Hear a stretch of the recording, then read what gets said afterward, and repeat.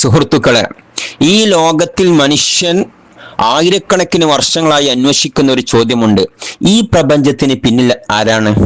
ഈ ചോദ്യം ചോദിക്കാത്ത ഒരു സമൂഹവും ചരിത്രത്തിലില്ല. പക്ഷേ അതിന് ലഭിച്ച ഉത്തരങ്ങൾ ഒരുപോലെയായിരുന്നില്ല.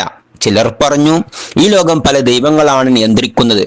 ചിലർ പറഞ്ഞു ദൈവം മനുഷ്യരൂപത്തിൽ ഭൂമിയിലേക്ക് വന്ന്. ചിലർ പറഞ്ഞു ദൈവത്തിന് മക്കളുണ്ടെന്ന്. മറ്റു ചിലർ പറഞ്ഞു ഈ പ്രപഞ്ചം തന്നെയാണ് ദൈവമെന്ന്. അപ്പോൾ ചോദ്യം ഇതാണ്, സത്യം ഏതാണ്? മനുഷ്യന്റെ അഭിപ്രായമോ അതോ സൃഷ്ടാവിന്റെ തന്നെ മറുപടിയോ? ഖുർആൻ നമ്മോട് പറയുന്നു, ഈ ചോദ്യത്തിന് മനുഷ്യർ ഉത്തരമുണ്ടാക്കേണ്ടതില്ല. സൃഷ്ടാവ് സ്വയം തന്നെ പരിചയം നൽകിയിട്ടുണ്ട്.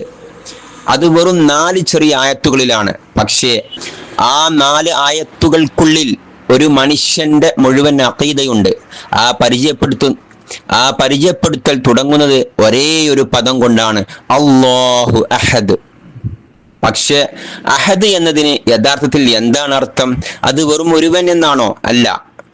മനുഷ്യരാശിയുടെ മുഴുവൻ ദൈവസങ്കല്പങ്ങളെയും തിരുത്തുന്ന ഒരു പ്രഖ്യാപനമാണോ? ഇന്ന് ആ ഒറ്റ വാക്കിന്റെ ആഴം നമുക്ക് അന്വേഷിക്കാം. ചരിത്രപരമായി നോക്കുമ്പോൾ നബി സല്ലല്ലാഹു അലൈഹി വസല്ലമയോട് പലരും അള്ളാഹുവിനെ കുറിച്ച് ചോദ്യങ്ങൾ ചോദിച്ചിരുന്നു. ചില റിവായത്തുകളിൽ മുശ്രിക്കുകൾ ഇങ്ങനെ ചോദിച്ചതായി കാണാം, ഇൻസിബുലന റബ്ബക്ക്, നിങ്ങൾ ആരാധിക്കുന്ന റബ്ബിന്റെ വംശാവലി ഞങ്ങളോട് പറയൂ. മറ്റു ചില റിവായത്തുകളിൽ അവർ ചോദിച്ചത്, സിഫ്ലന റബ്ബക്ക്, നിങ്ങൾ ആരാധിക്കുന്ന റബ്ബിനെ ഞങ്ങൾക്ക് വിവരിച്ചു തരൂ. ചോദ്യത്തിന്റെ വാക്കുകൾ വ്യത്യസ്തമായിരുന്നാലും അവയുടെ സാരം ഒന്നായിരുന്നു, നിങ്ങൾ ആരാധിക്കുന്ന ദൈവം ആരാണ്? ഇതൊരു സാധാരണ ചോദ്യം മാത്രമായിരുന്നില്ല. കാരണം അന്നത്തെ ലോകത്തിലെ ഭൂരിഭാഗം ആളുകളും ദൈവത്തെ മനുഷ്യരുടെ അളവുകോൽ ഉപയോഗിച്ചാണ് ചിന്തിച്ചിരുന്നത്. അവർക്ക് ദൈവത്തെക്കുറിച്ച് പറയുമ്പോൾ ഉടനെ ചില ചോദ്യങ്ങൾ മനസ്സിൽ വരും. അവന് അച്ഛനാരാണ്? അമ്മയാരാണ്? സന്താനമുണ്ടോ? കുടുംബമുണ്ടോ? മറ്റു ദൈവങ്ങളുമായി എന്ത് ബന്ധമാണ്?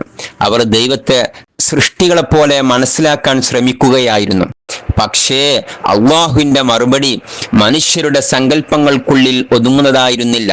അള്ളാഹു തന്റെ റസൂലിനോട് പറഞ്ഞു, ഖുൽ ഹുവല്ലാഹു അഹദ്, പറയുക അവൻ അള്ളാഹു അഹദ് ആകുന്നു. ശ്രദ്ധിച്ചോ, അവർ ചോദിച്ചത് അവൻ ആരാണ്?